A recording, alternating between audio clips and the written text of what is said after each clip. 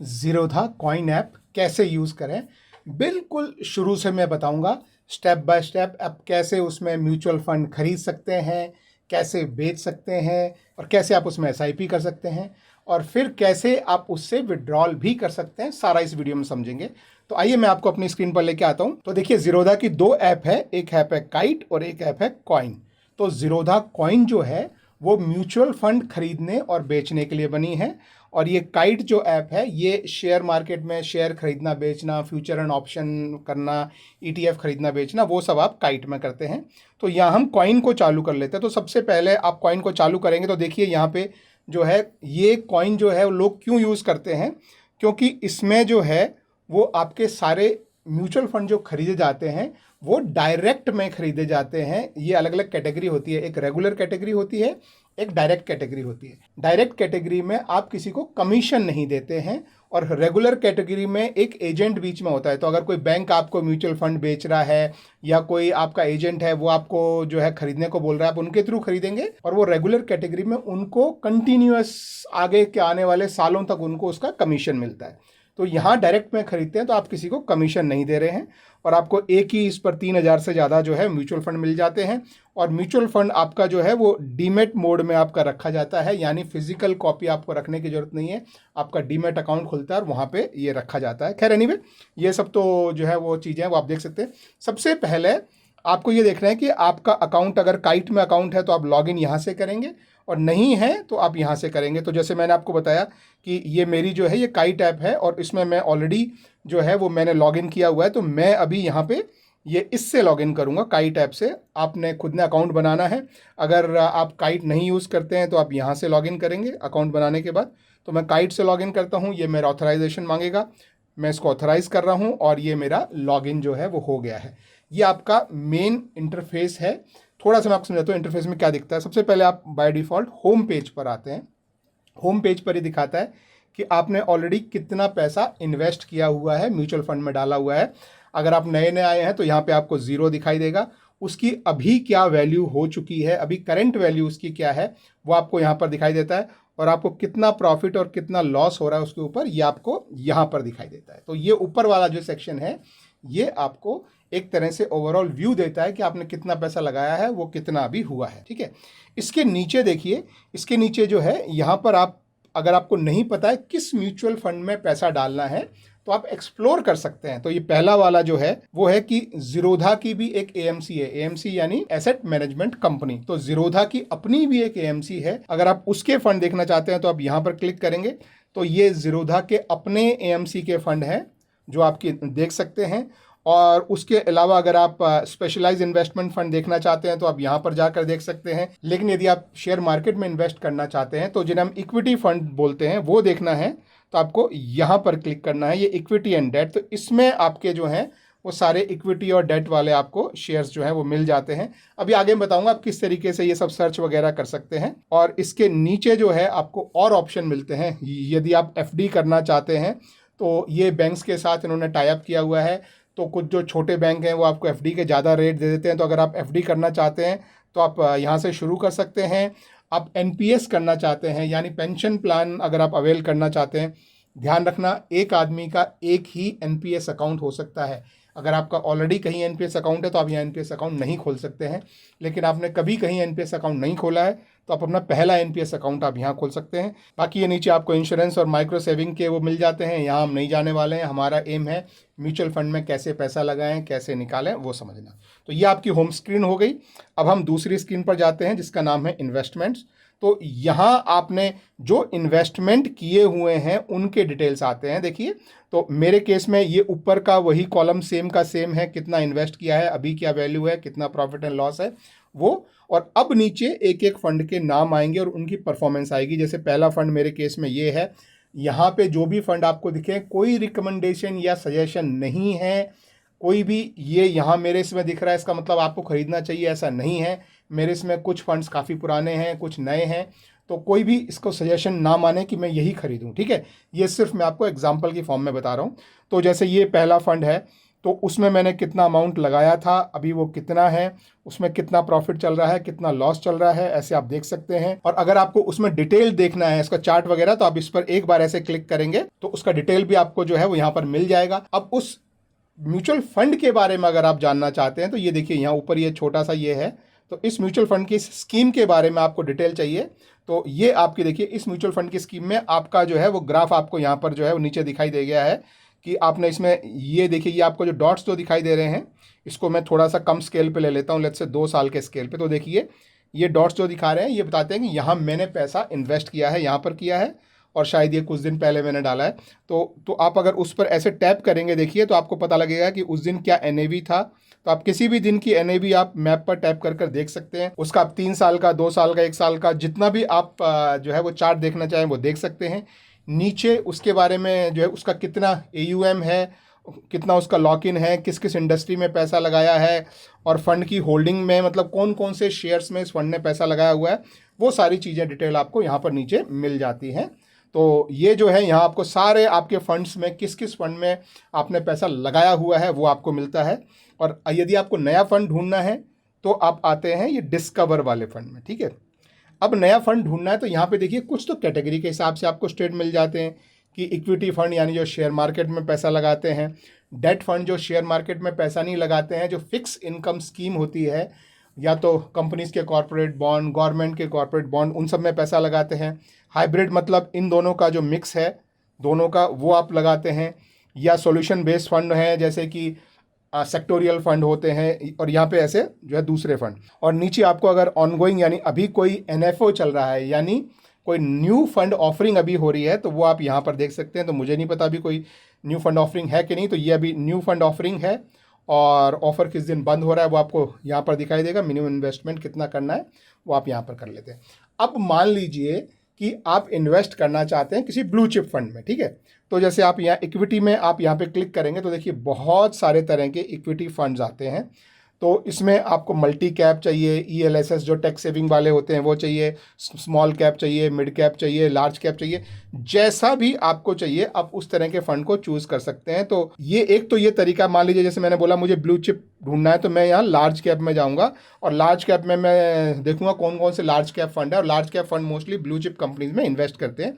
अब इसमें से कोई भी फंड जो आपको ठीक लगे आप उसमें चूज़ कर सकते हैं। इन्वेस्ट करने का कैसे करना है वो मैं आगे बताऊंगा, लेकिन हम फिर यहाँ से पीछे आते हैं और हम दोबारा से डिस्कवर में आते हैं। यदि आपको डेट में इन्वेस्ट करना है यानी आपको रिस्क शेयर मार्केट वाली नहीं लेनी है, कम रिस्क लेनी है और फिक्स इनकम स्कीम्स में जाना है, तो ये डेट वाला जो सेक्शन है आप यहाँ पर क्लिक करेंगे। ये लिक्विड जो है वो आपको सेविंग बैंक अकाउंट के आसपास का ही रिटर्न देता है। तो आप जो है वो कॉर्पोरेट बॉन्ड्स की साइड जा सकते हैं, मीडियम टू लॉन्ग टर्म वाले जो इन्वेस्टमेंट हैं वहाँ जा सकते हैं, लॉन्ग टर्म वालों में जा सकते हैं, और इन सब में जो है वो आपको अलग अलग तरह की स्कीम मिलेगी। तो आप इसको जो है दोबारा से क्लिक करेंगे तो बंद हो जाएगा। अब हम हाइब्रिड देख लेते हैं। हाइब्रिड में क्या होता है, अलग अलग तरह की स्कीम होती है, थोड़ा इक्विटी में है, थोड़ा डेट में है, इस तरह की जो है जो स्कीम होती है वो आप देख सकते हैं। तो अलग अलग कैटेगरी में सारे इनको आप इवेल्युएट कर सकते हैं। तो ये आपका जो है ये हाइब्रिड हो गया। अब इनमें से कोई भी म्यूचुअल फंड यदि आपको पसंद आता है, लेट्स से मैं यहाँ इक्विटी में गया और ये लार्ज कैप में, मान लीजिए मुझे इनमें से कुछ पसंद आ रहा है तो मैं उस पर ऐसे क्लिक करके और यहाँ पे मैं इसे क्लिक कर सकता हूँ ऐड टू वॉच लिस्ट। तो मैंने इस पर क्लिक किया तो अभी ये देखिए वॉचिंग में आ गया। तो ऐसे कुछ जो आपको पसंद आते हैं वो आपकी एक लिस्ट में ऐड हो जाते हैं, और वो लिस्ट जो है जब आप यहाँ डिस्कवर में सबसे ऊपर आप देखेंगे तो यहाँ पर ये वॉच लिस्ट में ऐड हो जाएगी। तो अभी हमने जो ऐड किया फंड वो देखिए ये आपकी वॉच लिस्ट में यहाँ पर ऐड हो गया। और किसी भी समय आपको वॉच लिस्ट से निकालना है तो फंड पर आप दोबारा क्लिक कीजिए और ये वॉचिंग वाला बटन है इस पर आप दोबारा क्लिक कीजिए तो ये वॉच लिस्ट से बाहर हो जाएगा।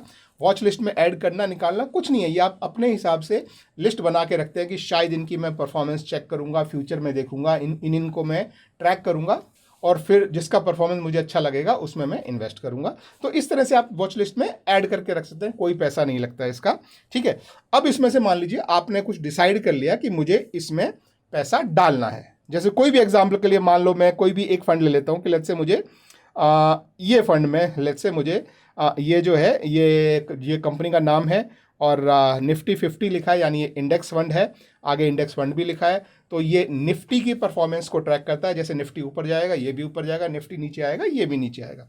तो अब इसमें मान लीजिए आप इन्वेस्ट करना चाहते हैं, ठीक है। तो पहली बात इन्वेस्ट करने के लिए आपको इस ऐप में, कॉइन ऐप में पैसा अपलोड नहीं करना पड़ता है।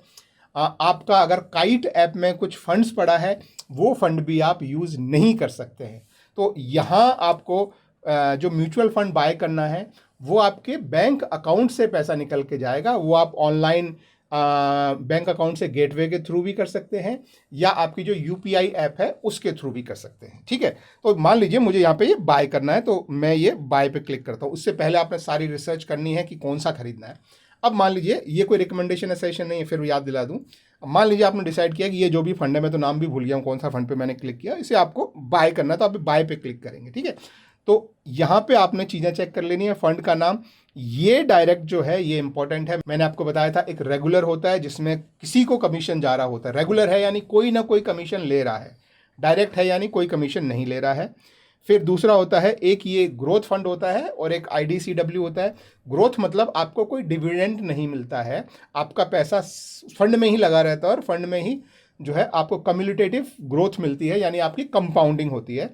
दूसरा होता है IDCW, उसमें आपको टाइम टू टाइम जो है वो डिविडेंड मिलता है और वो डिविडेंड आपकी इनकम में ऐड हो जाता है और इनकम के हिसाब से आपका उस पर टैक्सेशन होता है। और ये कैटेगरी कौन सी है वो लिखा है। मिनिमम आप कितने रुपए से शुरू कर सकते हैं। आप इसको चेंज करना चाहें, आप यहाँ पे शुरू करेंगे, लेट्स से आप बोलेंगे कि मैं 100 नहीं, मैं 200 रुपये इन्वेस्ट करना चाहूँगा, तो आप वो चेंज कर सकते हैं। नीचे आपको बताता है कि मिनिमम आपका अमाउंट कितना है और 1 रुपये के मल्टीपल में आप कितना भी कर सकते हैं, यानी आप चाहें तो 201, 202, 203 जितना आप करना चाहें कर सकते हैं।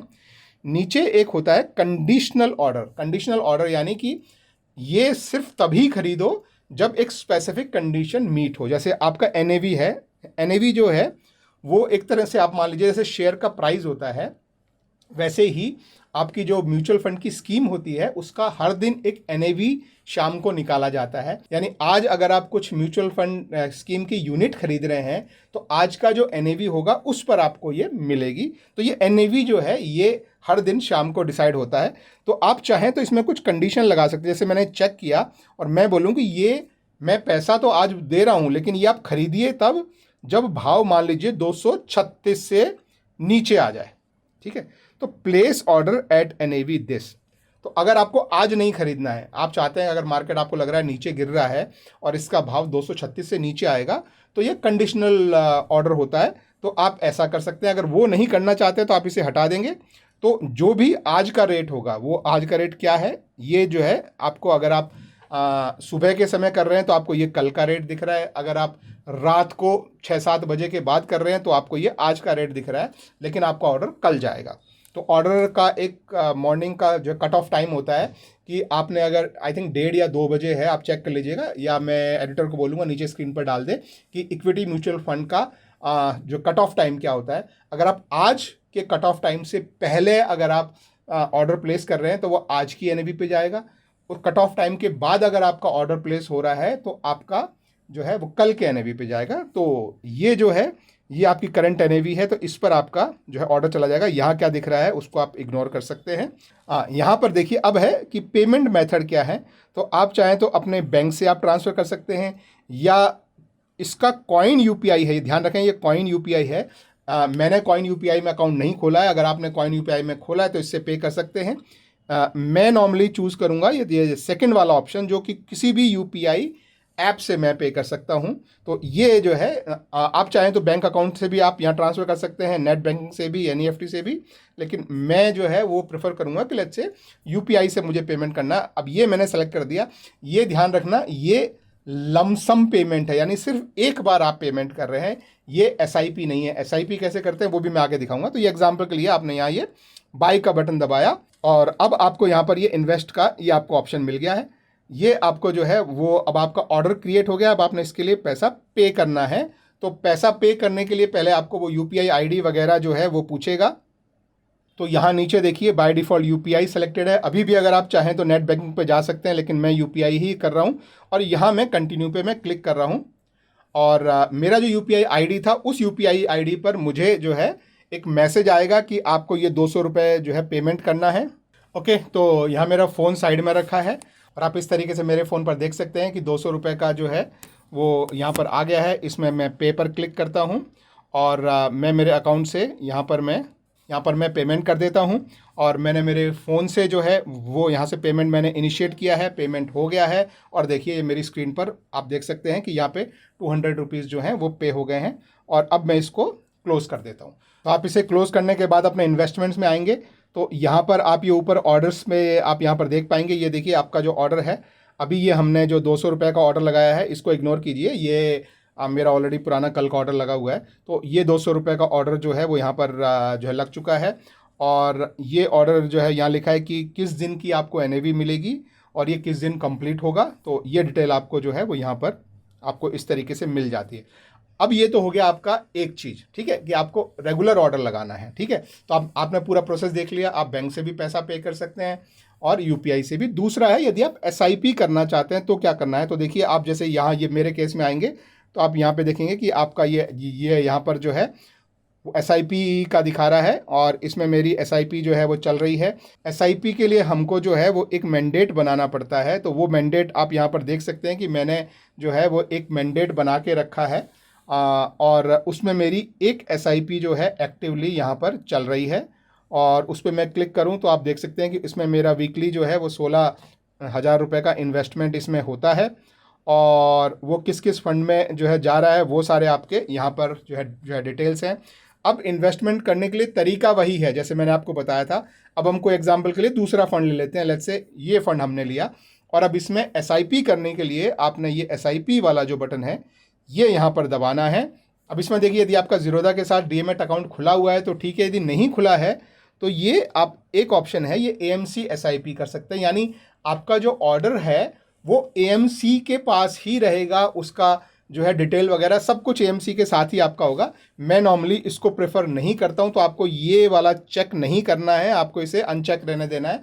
तो आपके ज़ीरोधा के पास रहेगा, आप वहाँ से जो है उसमें से विड्रॉल करना, उसमें से आपका SWP करना, सिस्टमेटिक इन्वेस्टमेंट, विड्रॉल या स्विच सारा वहाँ से कर सकते हैं।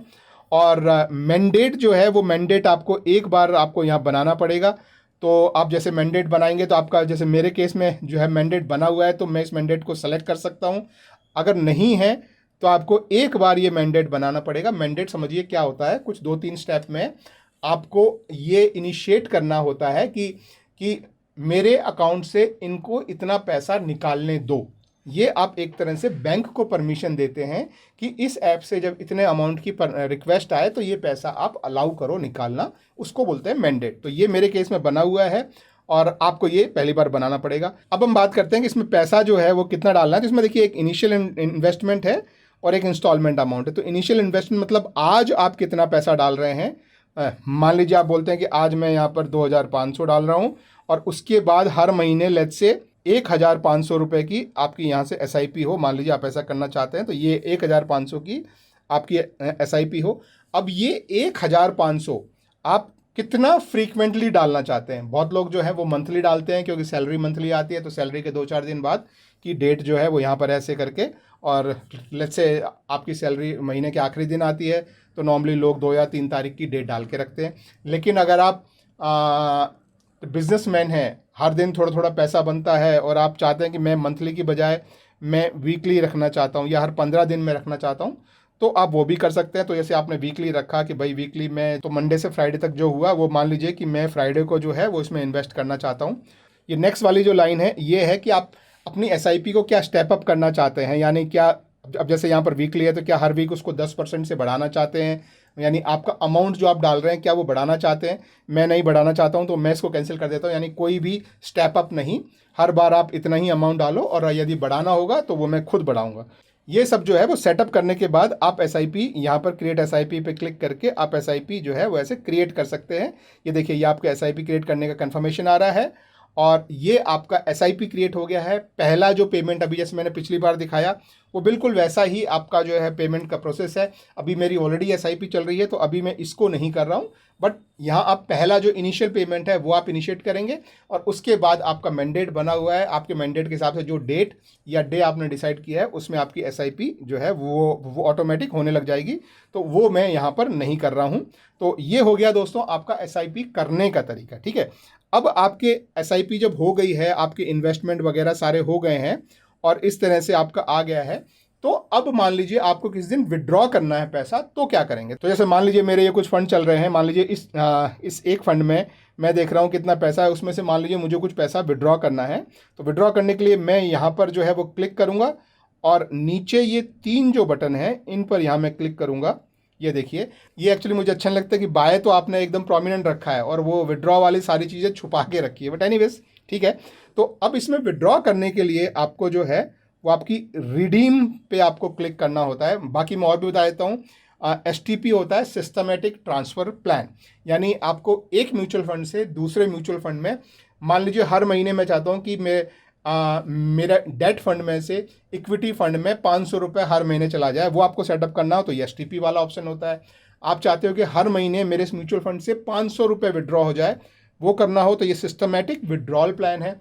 इसमें आप बोल सकते हैं कि हर वीक 500 रुपये मेरे जो है म्यूचुअल फंड से निकाल के मेरी बैंक में डाल दो, तो वो ये है।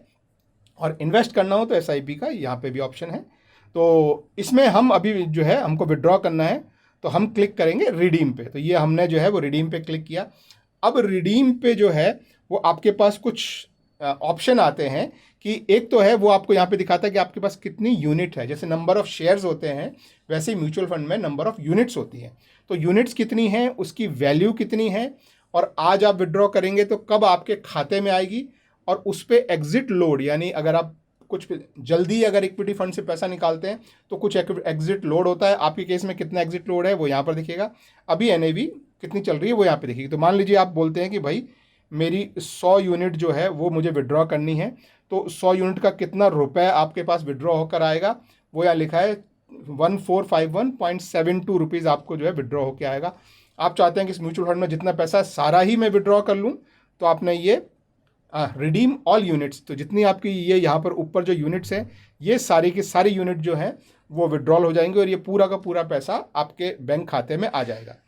और इसके बाद अगर आप चाहें तो इसकी बजाय आप कंडीशनल ऑफ़र भी लगा सकते हैं कि मान लीजिए मैं यहाँ बोलता हूँ कि जब इसका NAV 16 रुपये से ऊपर हो तो मेरे को 5,000 रुपये विड्रॉ करो। अब इसका समझिए, मैंने कंडीशनल जो लगाया है ये बोल रहा है कि जब NAV 16 रुपये पे पहुंच जाए, यानी NAV बढ़ते बढ़ते 16 या उसको क्रॉस कर जाए।